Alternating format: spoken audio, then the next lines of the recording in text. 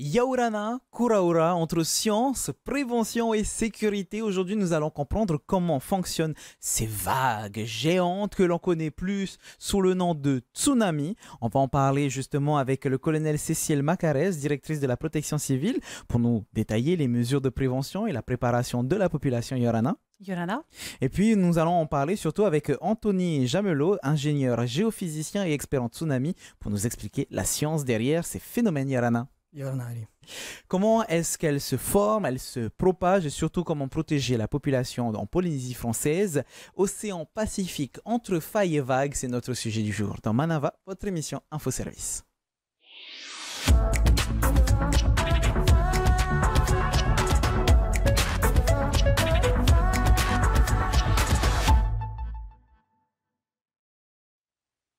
Ah, souvenir, en 2011, je suis au collège, il y a une alerte tsunami qui est déclenchée et je panique. Parce que j'ai été bercé par ces vagues immenses de films de science-fiction, un petit peu les mêmes que vous avez peut-être vus sur la planète Miller dans le film Interstellar. Et puis les années ont passé. Comme en 2011, plus de peur que de mal ces dernières semaines. La Polynésie française a déclenché une alerte tsunami à la suite d'un séisme en Russie. On aura peut-être l'occasion d'en reparler. Mais est-ce que vous vous êtes déjà posé des questions sur le fonctionnement de ces vagues? Qu'est-ce qu'on risque ici à Tahiti? Et surtout, qu'est-ce que c'est réellement un tsunami? Justement, on commence par cette première question avec Anthony. On parle de tsunami, ça va, je me trompe pas trop dans le terme? Non, c'est bien ça. Alors, tsunami, qui est origine japonaise et du coup, voulait dire vague portuaire, vague de port, a aussi son terme, notamment en Polynésie, dans la langue marquisienne. On le dit taitoko pour grande vague en marquisien. D'ailleurs, c'est la seule langue polynésienne qui a un terme d'origine pour décrire ce phénomène qui est très bien connu aux îles Marquises. J'ai donné cet exemple des vagues qu'il y avait sur la planète Miller dans le film Interstellar, des grandes vagues de plusieurs mètres de haut qui se rapprochent et qui dévastent tout. Est-ce que c'est ça, un tsunami? On parle plus de raz-de-marée, de vagues? Voilà, c'est une très bonne question. En fait, on fait souvent l'analogie, on utilise le terme vague avec cette grande déferlante attendue sur les côtes. Qui est malheureusement liée au grand film à Hollywood. Le tsunami, en fait, s'approche plus du phénomène de marée que du phénomène de vague qu'on a l'habitude de parler, de vagues au niveau houle, etc. Donc le tsunami, il faut imaginer, c'est une élévation du niveau de la mer, c'est une série d'élévations du niveau de la mer. C'est pas juste une vague comme ça, comme on l'imagine. C'est quasiment imperceptible au premier abord. On va avoir ce premier retrait soudain du niveau de la mer et ensuite on va avoir des élévations successives avec des périodes qui peuvent aller entre 10 à 60 minutes. Ah oui, quand même, on est vraiment bercé par une fausse idée de c'est une vague qui arrive, qui détruit tout d'un coup alors. Voilà, exactement. En fait, ça va être cette série, en gros, d'élévation du niveau de la mer. Il faut imaginer, c'est une élévation de l'horizon jusqu'à la côte. Le tsunami, c'est une onde en fait longue. C'est-à-dire qu'en gros, c'est une onde océanique qui se propage à travers l'océan Pacifique. Il faut imaginer que, c'est pour ça que c'est difficile d'utiliser le terme vague, parce que la distance entre deux crêtes, si on voulait parler vraiment de vagues, c'est 250 km. Donc autant dire, c'est quasiment 10 fois l'île de Tahiti.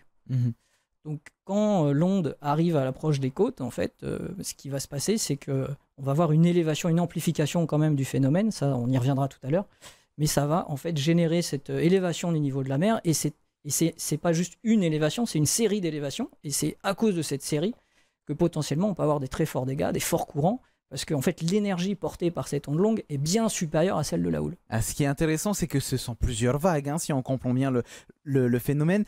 Colonel Cécile Macarès, Cécile, une vague, est-ce que c'est toujours synonyme d'une intervention? Je suppose qu'il faut attendre la fin du phénomène pour pouvoir réellement intervenir auprès de la population. Alors déjà, pour compléter les propos d'Anthony, avec qui on a le plaisir de travailler étroitement lorsqu'on est en période d'astreinte, donc toutes les semaines, potentiellement, on a des alertes qui tombent, on va dire, au niveau de la direction de la protection civile. Et pourtant, comme tu le disais, on ne déclenche pas d'alerte à la population. Pourquoi? Parce qu'on prend le temps d'échanger entre nous, d'analyser justement si c'est une simple information d'un séisme éloigné qui n'aura pas du tout de conséquences sur la Polynésie, ou si au contraire, la Polynésie est menacée. Donc ça, c'est le premier point, c'est estimer est-ce qu'il y a une menace. Deuxièmement, suivant d'où vient la zone géographique en termes de séisme, eh bien, ça va mettre un certain temps à arriver en Polynésie. Et donc, ce temps m'est précieux pour justement estimer à partir de quand je vais déclencher l'alerte à la population. Et suivant l'élévation du niveau de la mer, on ne déclenchera pas forcément d'alerte à la population. Ça fait 2 ans que je suis en poste ici. Je n'ai déclenché qu'une seule fois les sirènes en réel. Et c'était il n'y a pas si longtemps, hein, avec ce séisme en Russie. On reviendra sur cet événement un peu plus tard. Mais avant, j'aimerais comprendre quelque chose, Anthony. C'est comment est-ce que ces vagues gardent leur puissance, leur hauteur sur des milliers de kilomètres, dans le sens où quand on jette un caillou dans un lac, on le voit, il y a des ondes, mais elles rétrécissent au fur et à mesure. Et je pensais que ça faisait la même chose, alors que non. Non, en fait, parce que si tu prenais un caillou beaucoup plus grand, tu verrais qu'en fait, ces ondelettes que tu verrais apparaître sur ce lac seraient de beaucoup plus longue période et se déplaceraient du coup de façon beaucoup plus lointaine. En fait, plus l'énergie d'un tsunami, en fait, c'est parce qu'elle est générée par rapport à un déplacement brusque de l'océan, mais sur des distances faramineuses. Il faut imaginer que, et donc c'est souvent d'ailleurs les grands tsunamis qui sont capables de traverser l'océan Pacifique sont des tsunamis générés suite à des tremblements de terre qui ont lieu donc à l'intérieur de notre planète, mais sous l'océan. Et donc la déformation de la croûte terrestre vient induire une modification du niveau de la mer. Et parce qu'on a une modification du niveau de la mer, comme le caillou qu'on laisse tomber dans l'eau, en fait, on veut retourner à l'état initial où la mer se retrouve à niveau. Et donc, du coup, on a cette propagation d'ondes. Sauf que la longueur d'onde est tellement gigantesque, 250 km, que c'est la gravité même terrestre qui fait qu'elle se déplace. Et c'est pour ça que plus l'élément initial et l'énergie délivrée est forte, plus on est en capacité de traverser tout l'océan Pacifique. C'est pour ça que le niveau d'alerte, d'ailleurs, seuil d'alerte pour une source sismique, c'est 7.3 pour la Polynésie française, parce que c'est à partir de la nuit qu'on est au centre du Pacifique. Il faut au minimum un magnitude 7.3 pour générer un tsunami capable de traverser tout l'océan Pacifique. Et je suppose que dans cette idée-là, je grossis un petit peu le trait, Cécile, mais il faut obligatoirement aller en hauteur pour pouvoir voir le phénomène, mais surtout être en sécurité par rapport à ce phénomène. Oui, tout à fait, tu as raison. Et parfois même, j'ai envie de dire, on peut penser que c'est un principe de précaution, mais tu as vu qu'Anthony t'expliquait tout à l'heure qu'on a plusieurs répliques possibles. Oui. Donc au départ, tu peux penser qu'on a fait évacuer pour rien, entre guillemets, et qu'on a mis la population en point haut, alors que tu n'observes que 20 cm ou 30 cm d'élévation du niveau de la mer. Et au bout de plusieurs répliques, on va monter jusqu'à 2 mètres, par exemple. C'est ce qui s'est passé aux Marquises dans une baie. Donc, il faut être patient parce qu'en effet, si tu ne restes pas en point haut, tu risques de redescendre alors que le phénomène n'est pas terminé et n'est surtout pas à son summum. Et c'est justement à ce moment-là qu'il sera à son summum et se retrouver finalement empêtré dans cet événement. Mais comment est-ce qu'on fait dans ce cas-là, Anthony, pour connaître la hauteur maximale des vagues, puisque le phénomène, comme tu disais, se déroule sous l'océan? Alors on a la chance ici en Polynésie, moi je travaille donc au laboratoire de géophysique de Tahiti notamment une des missions du laboratoire de géophysique de Tahiti, c'est d'être le CPPT, donc le Centre polynésien de prévention des tsunamis. Et on en fait surveille le Pacifique, l'activité au sein du Pacifique depuis plus de 60 ans. Et aussi pour l'alerte tsunami depuis plus de 60 ans. Et ce qui a permis depuis tout ce temps de développer différents outils. J'en profite pour saluer tous les anciens collègues et tous les gens qui ont permis d'arriver à ce niveau, parce que c'est un travail d'équipe. Et on a eu la chance d'avoir des experts reconnus mondialement qui ont permis de développer des outils qui ont été installés un peu partout d'ailleurs dans le Pacifique, à une époque où d'ailleurs il n'y avait pas encore d'Internet. Donc il y avait vraiment des systèmes qui étaient pensés. Alors aujourd'hui avec l'Internet, on a la possibilité de partager énormément de données entre les différents centres et les différents pays. Mais la particularité qu'on a développée ici en Polynésie, c'est qu'on fait en fait de la simulation temps réel. C'est-à-dire qu'on vient détecter la source, la caractériser, on modélise la déformation de la planète, donc on calcule la déformation initiale de l'océan, puis on vient modéliser la propagation du tsunami, puis modéliser l'inondation sur les différentes îles dont on a la capacité, on pourrait y revenir tout à l'heure, on a besoin d'avoir certaines données pour pouvoir le faire. Et à partir de là, en fait, on vient fournir des hauteurs maximales attendues du coup à la protection civile. Nous, notre rôle, c'est d'être là en tant que consultant et de faciliter la prise de décision de la protection civile. Et à partir de ce moment-là, on a combien de temps, Cécile, pour pouvoir réagir? Je suppose qu'on a plusieurs heures et ça dépend aussi de où se déroule l'épicentre du phénomène. Si on prend l'exemple de cet événement qui s'est passé en Russie, ça s'est déroulé assez loin, donc on a eu le temps de pouvoir réagir. On a plusieurs heures devant nous. C'est exactement ça, tu as parfaitement compris le phénomène. Si la zone géographique de Kermadec, Tonga, Samoa subit un séisme, c'est mon scénario le plus majorant. Nous avons moins de 2 heures pour réagir.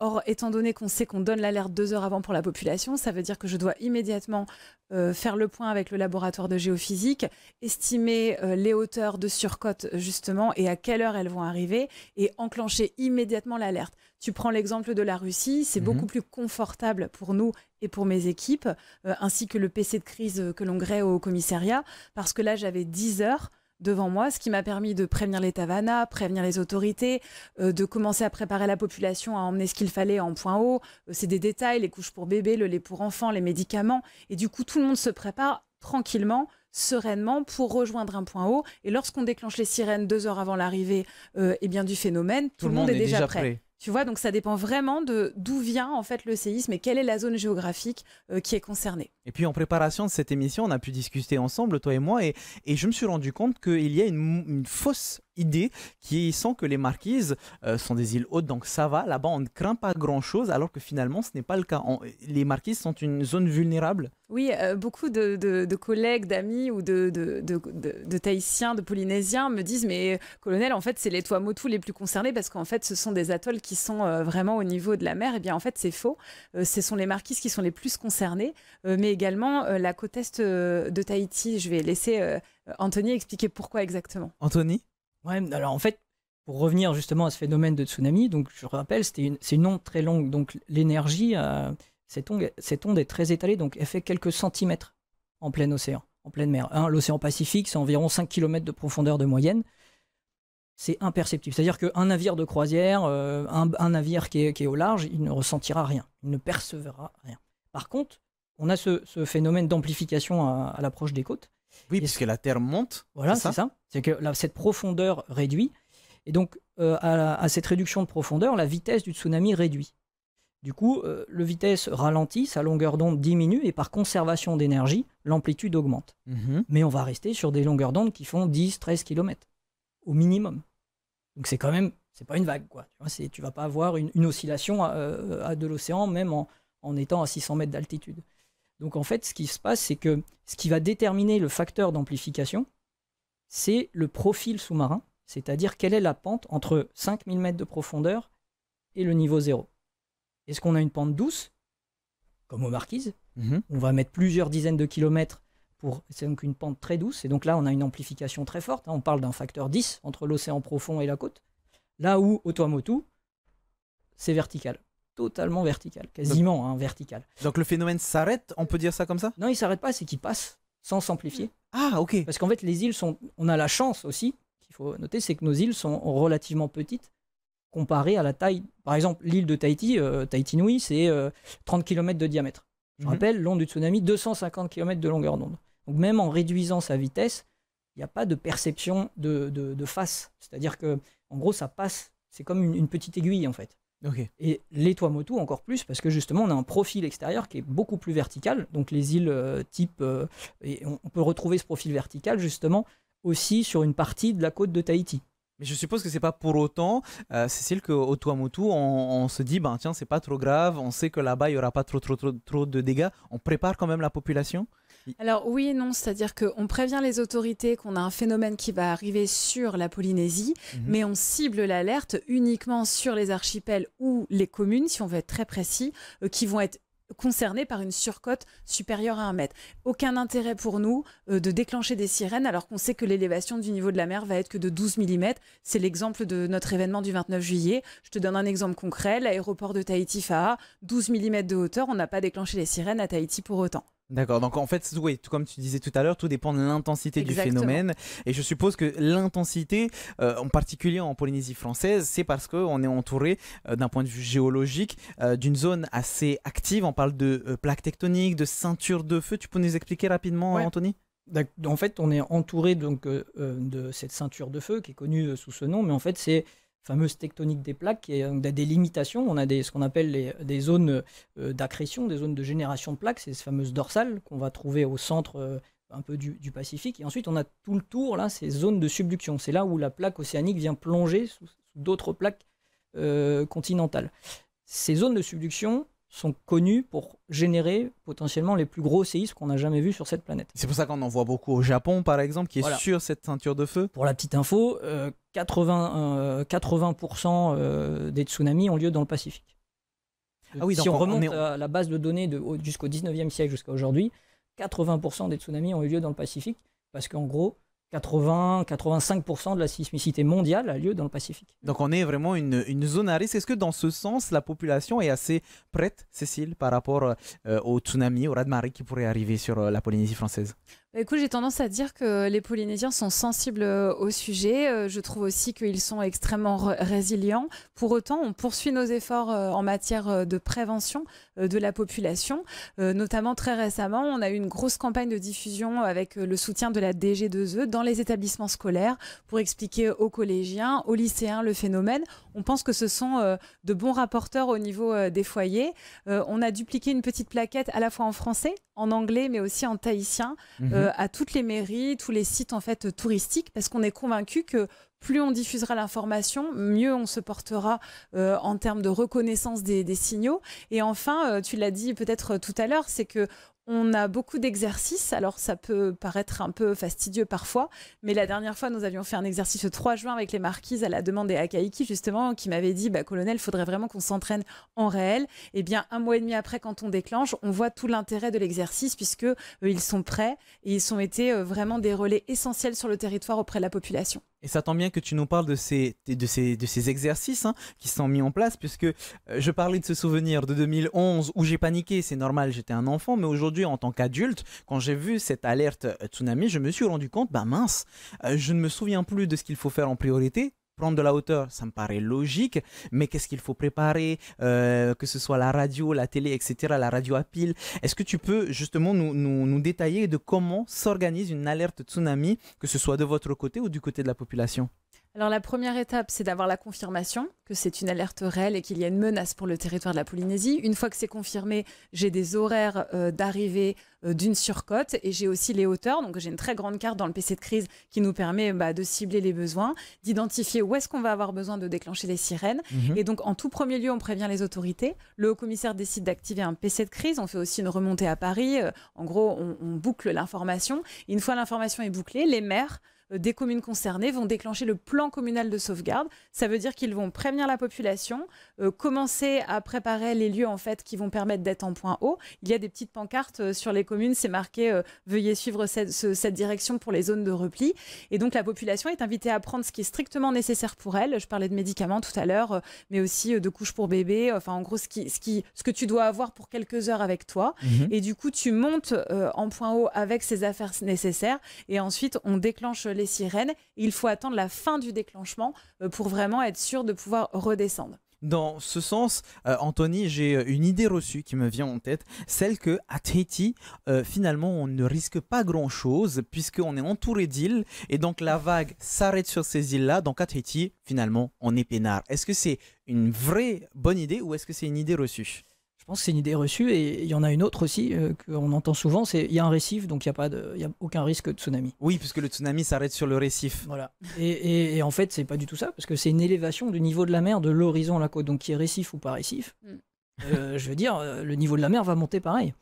Et surtout, c'est que maintenant, dans les dernières évolutions du système d'alerte, on essaye d'intégrer aussi la notion de quel est le niveau de la mer au moment d'arrivée du tsunami.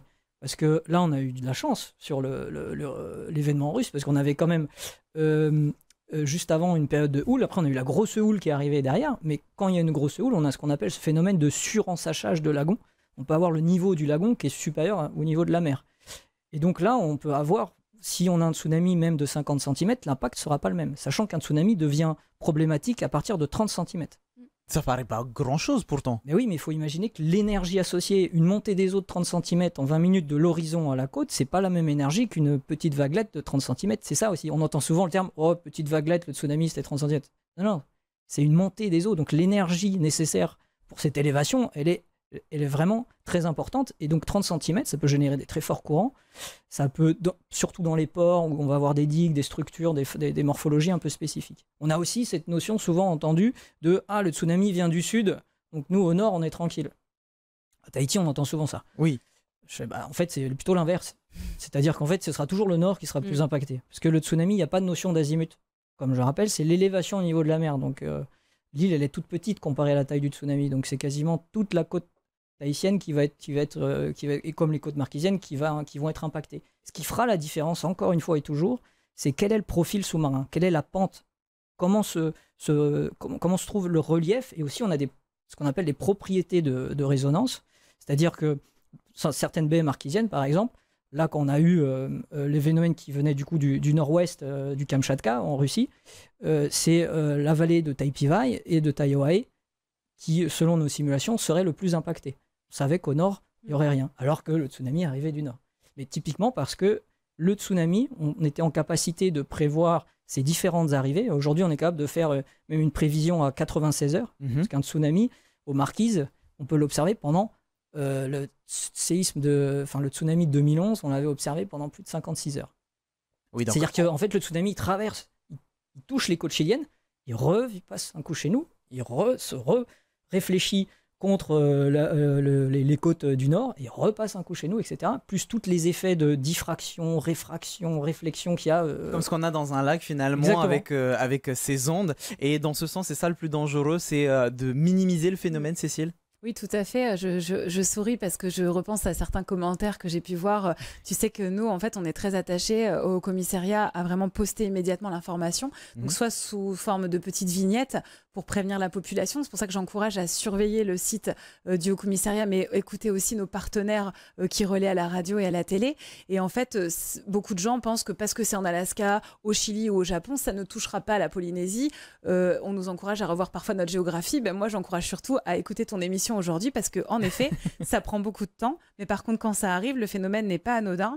Même si on a une surcote que de 30 cm, il y aura des tourbillons, il y aura des courants forts, il y aura des inondations. Et si jamais on est supérieur à 1 mètre, et là, en l'occurrence, aux Marquises, dans 2B, on était à 2 mètres, eh bien, il peut y avoir des dégâts très conséquents. Et si la population n'a pas évacué, eh bien, on peut même avoir des morts. On retiendra finalement ce que tu viens de dire, à savoir de ne pas minimiser le sujet, la problématique. Et puis surtout, c'est le colonel Cécile Macalès qui l'a bien dit, regardez cette émission, c'est toujours bien. Les tsunamis sont des phénomènes complexes mais surveillables grâce à la science, à la vigilance des autorités. La préparation, la sensibilisation et la réactivité sont la clé pour protéger notre population. Mais attention, il ne faut pas confondre tsunami et grosse houle. Justement, Victoire Laurent, qui est climatologue à Météo France, nous en parle dans vos questions express. Je suis Madame Laurent Victoire et je suis responsable à Météo France de la division études et climatologie. Voilà, donc il faut savoir que ce qui génère les houles, c'est le vent. Donc il faut qu'il existe sur la surface de l'océan un vent intense et persistant qui souffle sur une surface assez importante. Et l'océan donc reçoit de l'énergie au travers de ce vent par frottement. Et cette énergie va être dissipée sous forme d'ondes qu'on va appeler vagues ou houles.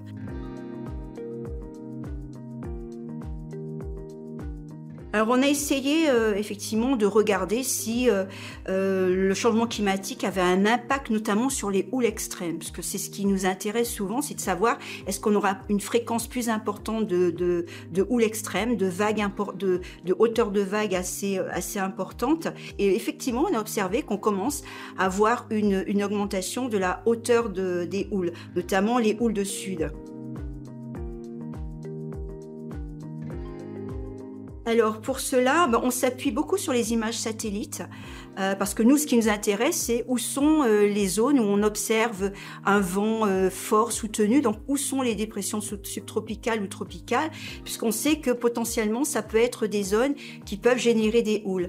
Et ensuite, on a embarqué sur ces satellites des altimètres qui nous permettent de voir la hauteur des vagues. Et une fois qu'on a toute cette information, elle permet d'initier nos modèles de vagues. Et ces modèles-là vont ensuite prévoir l'arrivée ou non d'une houle sur notre territoire.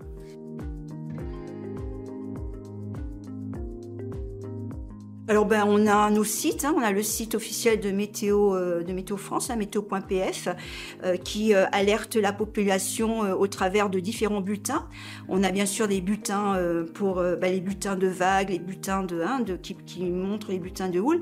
Et donc ils vont comme ça mettre des alertes de vagues submersion, de vigilance de vagues submersion, avec avec des différents codes de couleurs que la population connaît, que ce soit jaune, orange ou rouge, et qui alertent la population sur ces submersions temporaires, ces vagues de submersion temporaires qui peuvent endommager les infrastructures côtières, voire mettre la vie en danger des personnes qui habitent proche du rivage. Et pour terminer notre émission, on vous donne les meilleurs sites de référence pour vous renseigner, histoire d'être prêt si un tsunami arrive. www.polynésie-française.pref.gouv.fr, le site du Haut Commissariat de Polynésie française. Plusieurs articles et des mises à jour concernant les tsunamis au Fénois, idem pour les exercices. Et oui, il faut se préparer pour y faire face si un jour vous en avez besoin. Et toujours sur le même site, que faut-il faire pendant un tsunami? Vous saurez tout avec ces flyers efficaces. Que faire? Comment voir qu'un tsunami arrive? Quelle est l'altitude d'évacuation idéale? La diffusion de l'alerte, tous les numéros utiles. Vous saurez tout en cas de besoin. Merci à vous d'avoir regardé notre émission. Merci beaucoup à Colonel Cécile Macarès d'avoir été présente.